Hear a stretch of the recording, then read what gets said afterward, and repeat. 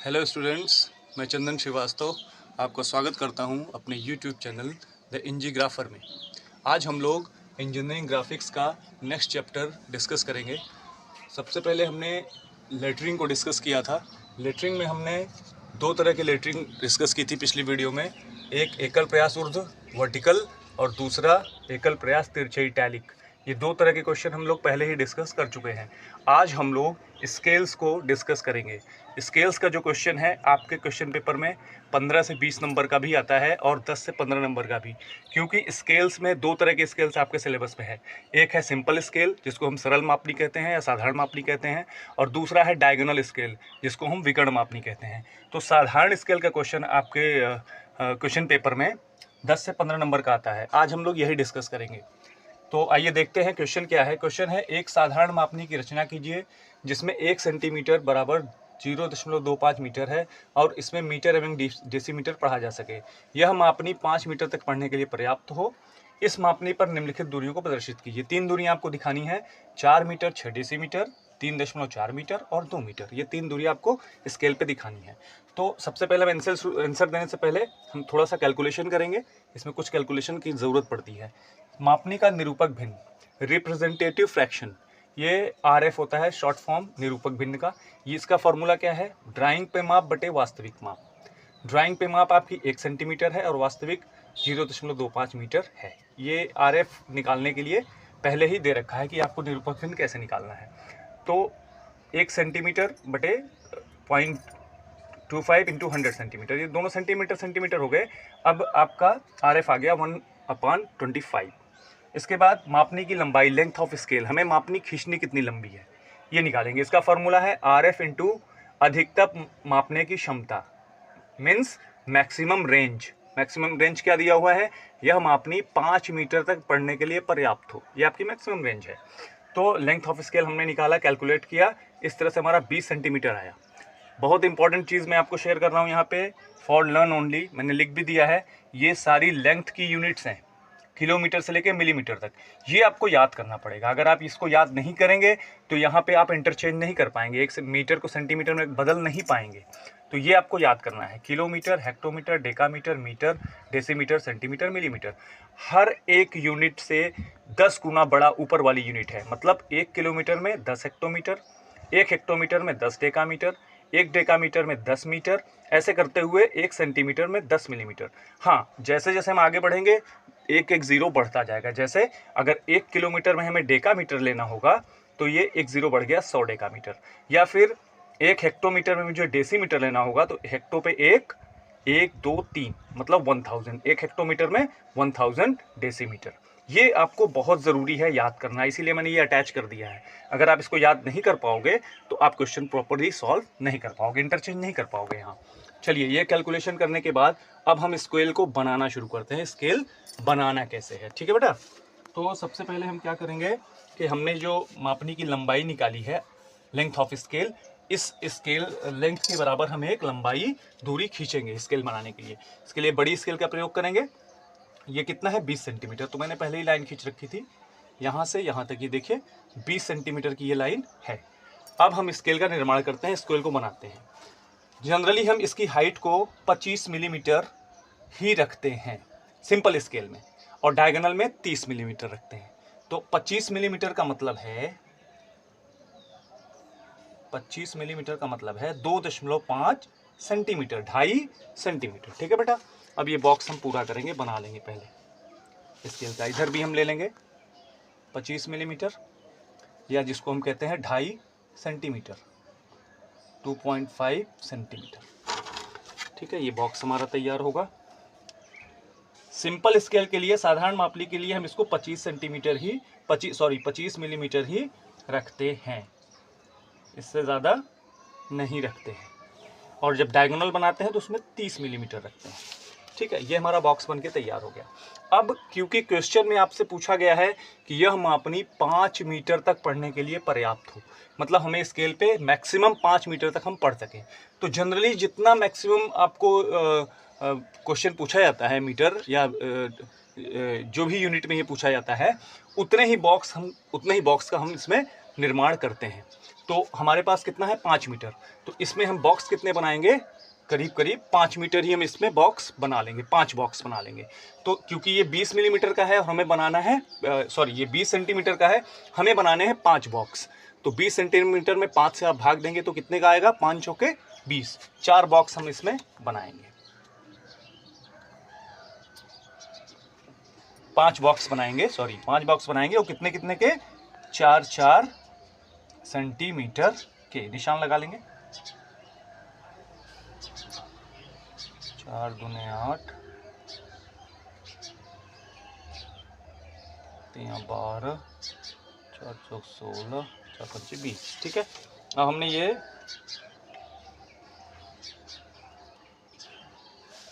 Box तैयार कर लिए।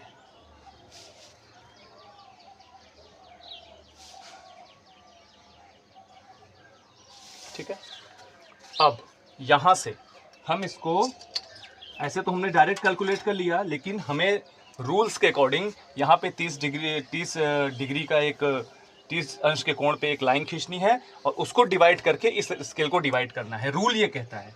लेकिन हमने शॉर्टकट लिया है और डायरेक्ट जो है 5 खंडों में इसको विभाजित कर लिया है। तो यहाँ से हम पहले क्या करेंगे, निशान लगाएंगे कितने कोण पे, 30 डिग्री पे, 30 अंश के कोण पे ये निशान लगाएंगे हम यहाँ पे। और ये जो टास्क है, ये जो हम काम करेंगे, इसको बहुत हल्के पेन से करेंगे, हल्की पेंसिल से। मैं तो पेन से कर रहा हूँ क्योंकि बेटर विजुअलाइजेशन के लिए मैं इसको पेन यूज़ कर रहा हूँ। आपको पेन बिल्कुल नहीं लगाना है, मैं पहले भी बोल चुका हूँ। आपको ये सारा काम पेंसिल से करना है, ठीक है बेटा। पेन बिल्कुल यूज़ नहीं करना है, ये सब कुछ पेंसिल से बनेगा। ये जो कैलकुलेशन है ये आप पेन से कर सकते हैं, लेकिन ये स्केल जो आप निर्माण करेंगे, बनाएंगे, ये पेंसिल से बनाएंगे। तो क्योंकि ये हमारा एक एक बॉक्स कितने का मिला है, 4 सेंटीमीटर का या 40 मिलीमीटर का, तो हम जो डिवाइडेशन करेंगे वो 4 सेंटीमीटर से थोड़े कम का करेंगे, मतलब 3.5 सेंटीमीटर का करेंगे। जो हम ये जो इसके खंड करेंगे हम इस रेखा के, वो कितने करेंगे, 3.5 सेंटीमीटर। 3.5 सेंटीमीटर का चाप लेंगे हम यहाँ, इसको आराम से 3.5 में का चाप लगाते जाएंगे।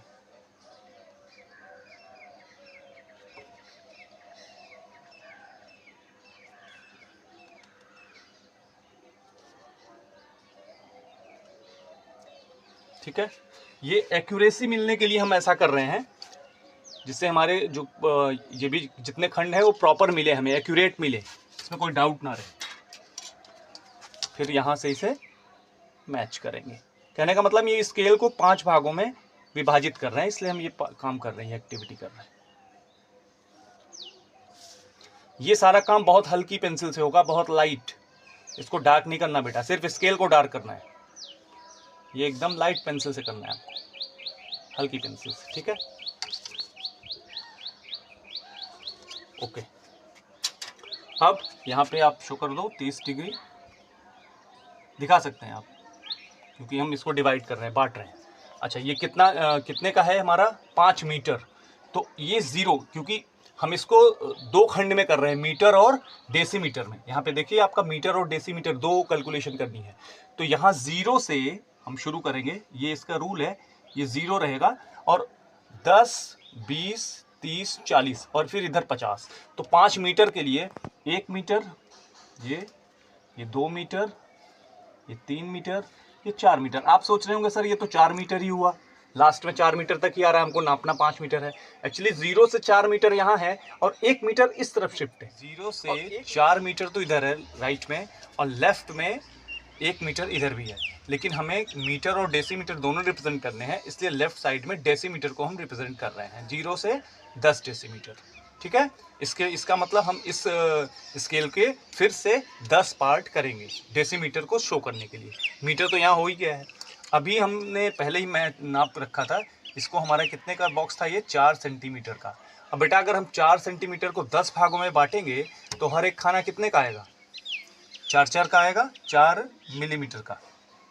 ठीक है, इसका मतलब 40 मिलीमीटर है। 4 सेंटीमीटर का मतलब 40 मिलीमीटर, क्योंकि 1 सेंटीमीटर 10 मिलीमीटर होते हैं। तो ये 40 मिलीमीटर का अगर बॉक्स है और हमको इसमें 10 खंड करने हैं, 10 भाग करने हैं, तो हर एक खाना कितने का आएगा? 4-4 मिलीमीटर का आएगा। तो जो पांचवा है सेंटर पे जो इसके आएगा, मतलब यहाँ से अगर हम 4-4 का शुरू करें तो 4 4 दूने 8 3 12 4 चौक 16 4 पंचे 20। ठीक है बेटा। तो ये स्केल यहाँ सेंटर पे हम इसको थोड़ा सा बड़ा करेंगे, इस पैमाने को थोड़ा 5 है क्योंकि हाफ का है, इसको थोड़ा बड़ा रखेंगे। इसके बाद इसके फिर से छोटे पैमानों में कन्वर्ट करेंगे। हमको कितने खंड करने हैं टोटल? 10 खाने बनाने हैं। कितने बनाते हैं? 10। 1 2 3 4 5, पांचवा थोड़ा बड़ा रहेगा क्योंकि हाफ है, हाफ स्केल है। इसके बाद फिर आगे बढ़ते हैं, 4-4 का ही निशान लगाया था। 20 के बाद 20 24 28 32 और 36। ये रहा। फिर से इसको बनाएंगे हम, 4 खाने फिर करेंगे।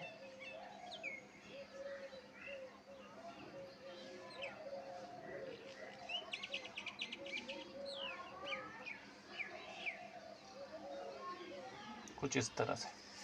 ठीक है। अभी इसके हमने 10 भाग कर दिए, 1 2 3 4 5 6 7 8 9 10। ठीक है। तो ये यहाँ से यहाँ तक मीटर हो गया और यहाँ से यहाँ तक डेसीमीटर। 40 मिलीमीटर के बॉक्स को फिर से 10 हिस्सों में बांटेंगे और प्रत्येक जो आपकी यूनिट होगी वो 4-4 मिलीमीटर की होगी। इसके लिए हम यहाँ पे अब 40 डिग्री पे एक सिंपल सी लाइन लेंगे और इसके अकॉर्डिंग इसको डिवाइड करेंगे। तो ये अगर खाना हमारा 4 mm का है तो ये खाना जो हम रखेंगे इसको थोड़ा सा छोटा रखेंगे, मतलब 3-3 mm का रखेंगे या, और इसको बराबर हिस्सों में बांटेंगे।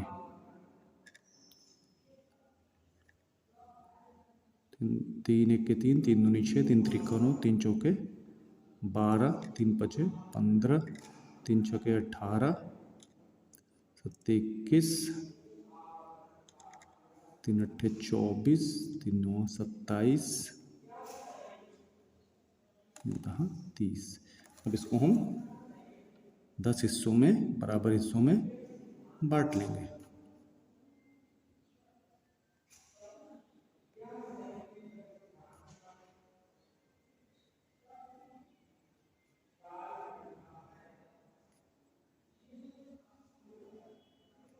इस तरह से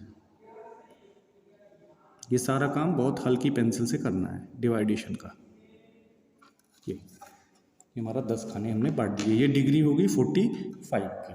अब हमें इसमें जो दूरियां हैं उसको रिप्रेजेंट करना है। सबसे पहले हम यहाँ सबसे ऊपर रखेंगे लेंथ ऑफ स्केल, दिखाएंगे क्या? लेंथ ऑफ स्केल सबसे ऊपर। तुम्हारी लेंथ ऑफ स्केल कितनी मिली है? 20 सेंटीमीटर।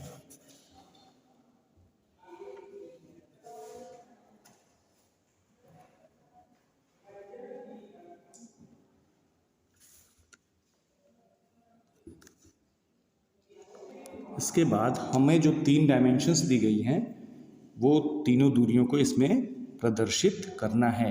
तो हम सबसे पहले सबसे छोटी माप को यहाँ प्रदर्शित करेंगे। तो सबसे छोटी माप कौन सी है? 2 मीटर की, वो हम यहाँ पे प्रदर्शित करेंगे। 0 से 2 मीटर। ऐसा क्यों करते हैं बेटा? जो सबसे छोटी माप होती है उसको हम सबसे नीचे रिप्रेजेंट इसलिए करते हैं क्योंकि बड़ी माप को अगर हम नीचे रिप्रेजेंट करेंगे तो छोटी माप के लिए हमें ऊपर जाना पड़ेगा, और ऊपर अगर रिप्रेजेंट करेंगे तो वो क्रॉस हो जाएगी। और इंजीनियरिंग ड्राइंग में लाइंस को क्रॉस करना वर्जित है, क्रॉस नहीं करना चाहिए। कोई लाइन किसी को भी क्रॉस नहीं करनी चाहिए। ये 2 मीटर हमने, 0 से 2 मीटर हमने यहाँ रिप्रेजेंट कर दिया।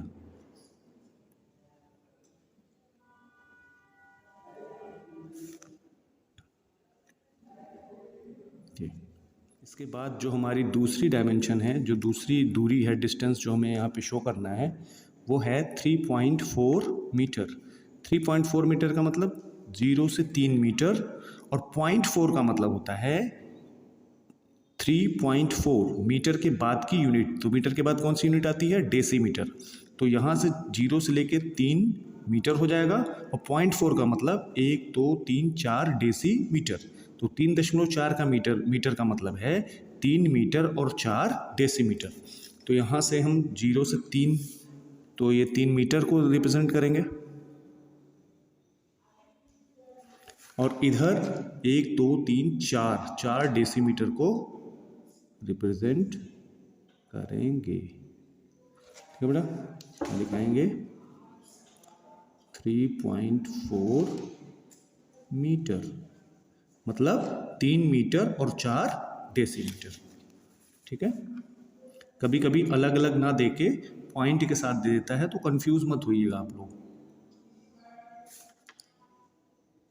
इससे बड़ी यूनिट तीसरी वाली कौन सी है, कौन सी माप है?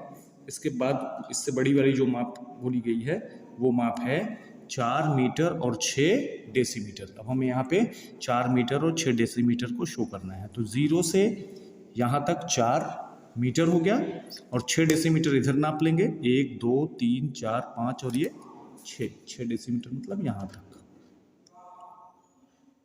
ऐसे शो करेंगे हम। ये हो गया आपका 4 मीटर